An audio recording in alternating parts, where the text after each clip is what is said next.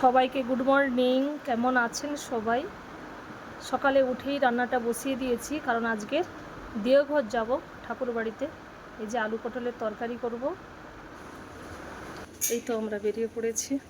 রানী বুঝতে পেরে গেছে যে আমরা কোথাও যাব। ও দাঁড়িয়ে দাঁড়িয়ে দেখছে যে টোটো এসে গেছে।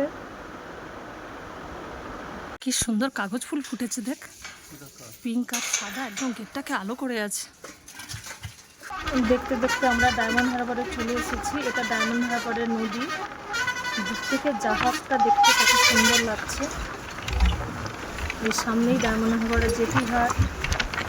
এখান থেকে খেয়াপাড়া পার হয়, এবার থেকে ওপারে এগুলোতে যাওয়া হয়।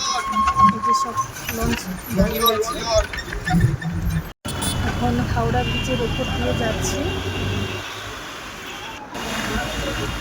ওখানে গিয়ে হাওড়া স্টেশনে গিয়ে সব গুরু ভাইদের সঙ্গে দেখা হবে।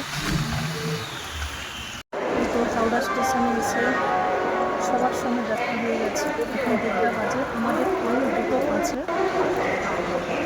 এখানে প্রায় সব যাত্রী জনশতাব্দী ঠাকুরবাড়ি যাওয়ার জন্য ট্রেন ঢুকে গেছে স্টেশনে।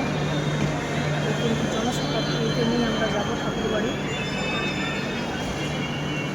ট্রেন ছেড়ে দিয়েছে 2:05 বাজে, একদম কারেক্ট টাইমে ট্রেন ছেড়েছে। আমরা পৌঁছাবো 6:30টায়। সবাইকে জয়গুরু। ট্রেন থেকে নেমে গেছি আমরা যোশীডিতে। এখান থেকে গাড়ি ধরে আমাদের আবার ঠাকুরবাড়ি যেতে হবে। 15-20 মিনিট সময় লাগে এখান থেকে।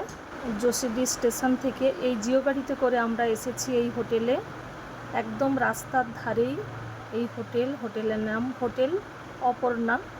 হোটেল থেকে রেডি হয়ে আমরা ঠাকুর প্রণাম করে, আচার্যকে প্রণাম করে তারপরে আমরা আনন্দবাজার থেকে চলে এসেছি। আগামীকাল তো 7:30টায় কনফারেন্স, তাই প্রচুর আমরা এখন প্রসাদ নেব।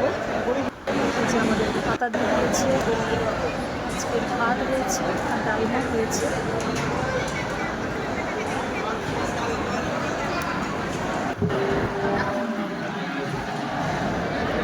ভিডিওটি আজ এ পর্যন্তই। আবার পরের ভিডিওতে দেখা হবে।